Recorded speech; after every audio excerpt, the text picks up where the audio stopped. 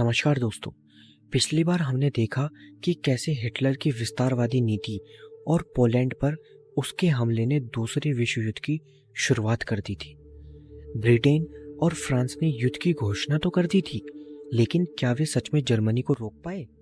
आज हम देखेंगे कि युद्ध के शुरुआती दिनों में हिटलर ने अपनी एक नई और बेहद तेज युद्ध नीति से दुनिया को कैसे हैरान कर दिया था।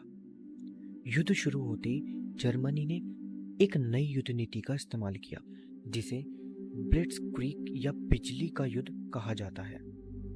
यह एक ऐसी रणनीति थी जिसमें टैंकों, सैनिकों और हवाई जहाज़ों का एक साथ बेहद तेजी से और तालमेल के साथ इस्तेमाल किया जाता था। इसका मकसद दुश्मन को हैरान और परेशान कर देना था, ताकि उन्हें संभलने का मौका ही ना मिले। सबसे पहले जर्मनी ने पोलैंड पर हमला किया। सोवियत संघ के साथ हुए गुप्त समझौते के तहत जर्मनी ने पश्चिम से हमला किया और सोवियत संघ ने पूर्व से।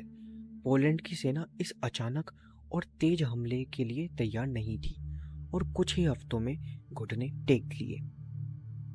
दुनिया को पहली बार ब्लिट्जक्रीग की असली ताकत देखने को मिली।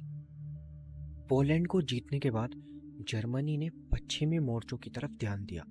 1940 में जर्मनी ने डेनमार्क और नॉर्वे पर कब्जा कर लिया। फिर उसने बेल्जियम, नीदरलैंड और लक्जमबर्ग पर भी हमला किया।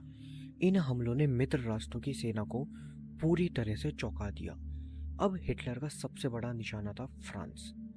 फ्रांस को लगा था कि वह जर्मनी के हमले से सुरक्षित है, क्योंकि उसने जर्मनी की सीमा पर मेजोनोट नाम की एक बहुत मजबूत किलेबंदी कर रखी थी। लेकिन हिटलर ने फ्रांस पर सीधा हमला न करके बेल्जियम के रास्ते हमला किया और मेजोनोट लाइन को बाईपास कर दिया।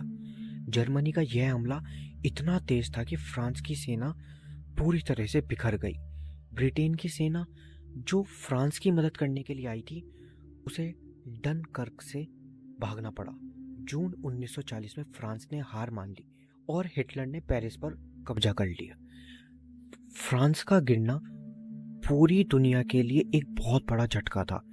अब हिटलर का पूरे पश्चिमी यूरोप पर राज था और सिर्फ ब्रिटेन ही अकेला बचा था जो उसका मुकाबला कर रहा था। फ्रांस के पतन के बाद हिटलर ने ब्रिटेन पर हमला करने की योजना बनाई। उसका मकसद था कि ब्रिटेन की वायुसेना को खत्म करना, ताकि उसकी सेना ब्रिटेन पर हमला कर सके। यह लड़ाई, जिसे बैटल ऑफ ब्रिटेन कहा जाता है, पूरी तरह से हवा में लड़ी गई। जर्मनी की वायुसेना ने ब्रिटेन के शहरों और हवाई अड्डों पर भयंकर बमबारी की, लेकिन ब्रिटेन की वायुसेना ने बहादुरी से मुकाबला किया और जर्मनी के कई विमानों को मार गिराया।